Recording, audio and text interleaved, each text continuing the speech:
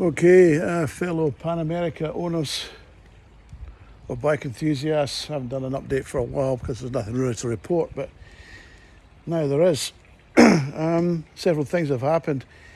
Harley Davidson brought out some updates for the computer, and that should cause a lot of problems.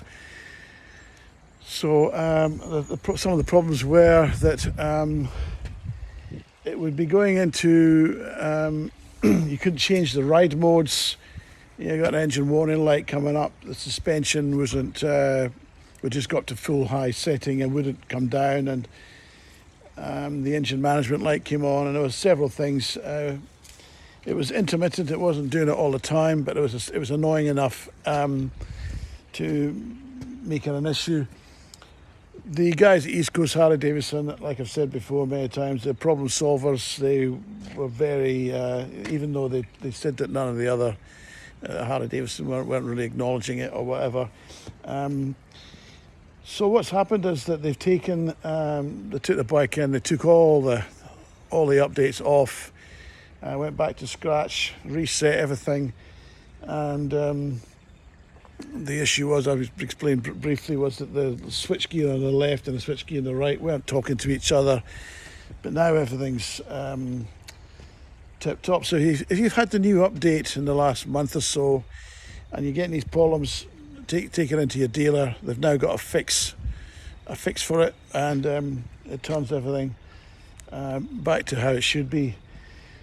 Okay, the other thing that I've done is I've done 10,000 Ks. I took the original tyres that came off with it were a 80-20 tyre, 80% road, 20% off-road. They were a Michelin tyre. They still had plenty of tread in them, but winter's coming here, so I decided I was going to upgrade the tyres to, I really wanted to have the Dunlop Trail Max, which I had on the Tenere, and I really liked those tyres. They were a phenomenal tyre.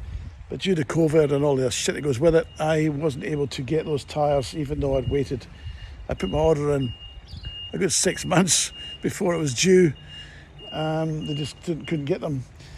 So I did some shopping around and did a bit of internet research, as you do, YouTube, etc., etc. And I decided to go with a Continental TCK or something. Hang on, I'll tell you now. TKC, trust me, you get it wrong. TKC 70 on the front, and the TK70 rocks on the back, which, as you can see, is quite a more aggressive tyre, definitely a 50-50 tyre. Well, they both are.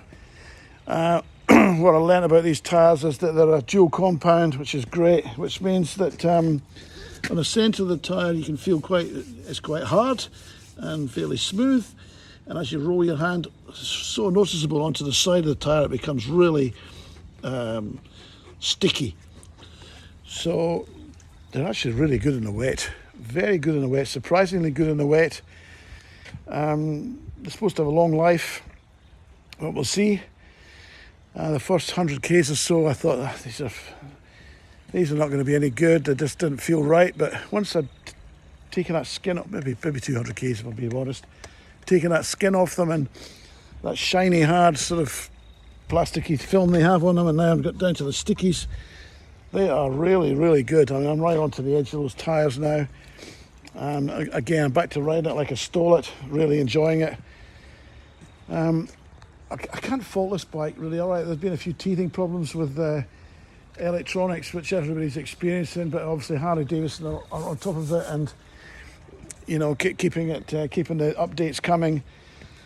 It's I've done over 10,000 Ks. I've had my 8,000 kilometre service, which wasn't expensive. The only thing that's a bit faulty, I can't touch it now, so I'll just get back. It's a bit hot. This thing here, this little heat shield thing, it's come loose. So they've ordered a new one of those for me. It doesn't rattle either. You don't even notice it, but they've ordered a new one, which will be a warranty issue.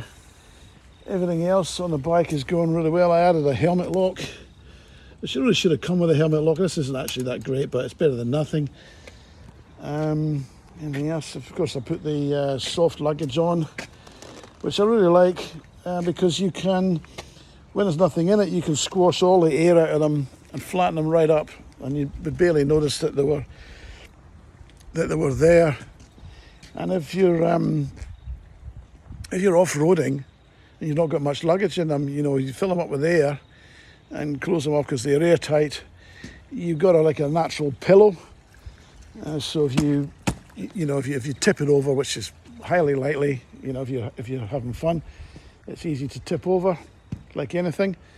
It's not going to damage it. It's not like the hard boxes or whatever. Take a bit of punishment too, but at least if you get your legs stuck under it, you're not going to break anything. They're fairly soft. And if you're lane splitting and things get a bit tight, or somebody doesn't want to let you past, and they pull out and you catch this on it, it's not going to do any damage to your bags or to their car, or it's not going to drag you off. That's really why I went with the soft luggage. And of course, it's completely waterproof. And basically, with the soft luggage, you don't take it on and off the bike. You can, but you wouldn't if you were going somewhere. You wouldn't want to be bothered hassling taking it on and off. So what I do is I just have a carry bag. I put all my stuff in a carry bag, drop it down inside, and then just lift it out and close the, go to my motel, wherever I'm staying, and close them up for the night. And they're just empty and they're just there, so they're not doing any harm.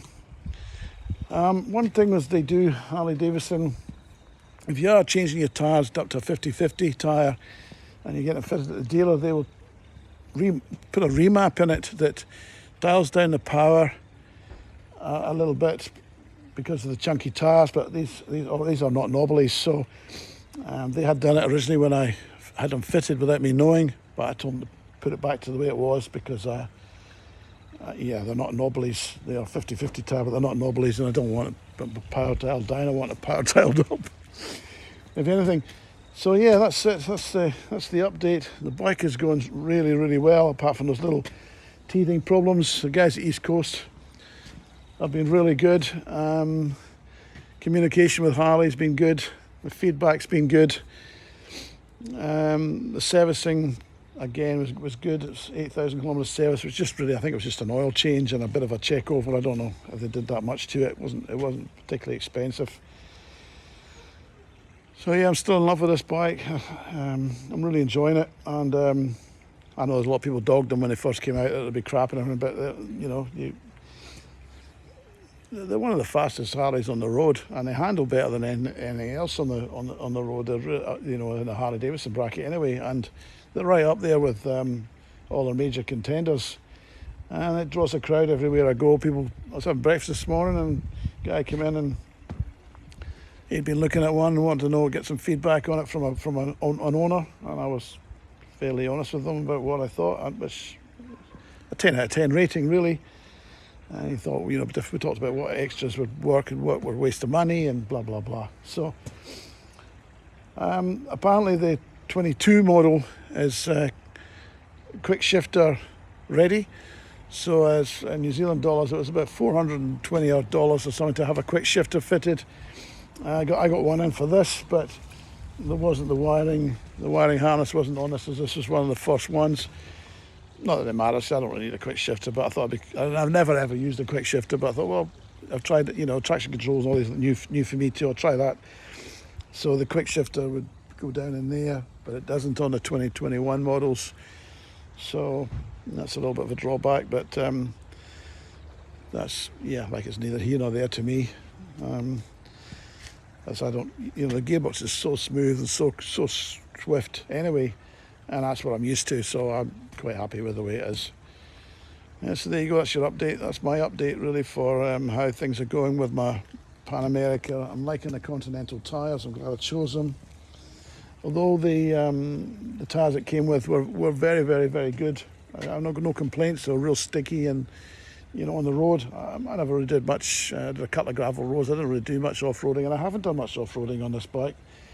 It's just the opportunity hasn't presented itself. And if you're going to go off-roading with something like this, you want to go with other people because, if you put this down a bank or something, you're never going to get it. You're never going to be able to get it out of there like you would with any big adventure bike. So I haven't really gone anywhere seriously off-roading it, but I would. I feel very confident on it. I feel I'd handle it. The suspension's great. The riding position's great. I've got the risers on it as well, which lets me get over the front a bit more. But yeah, that's it. Can't really tell you much more than that. So hope you're all well and happy. Over and out.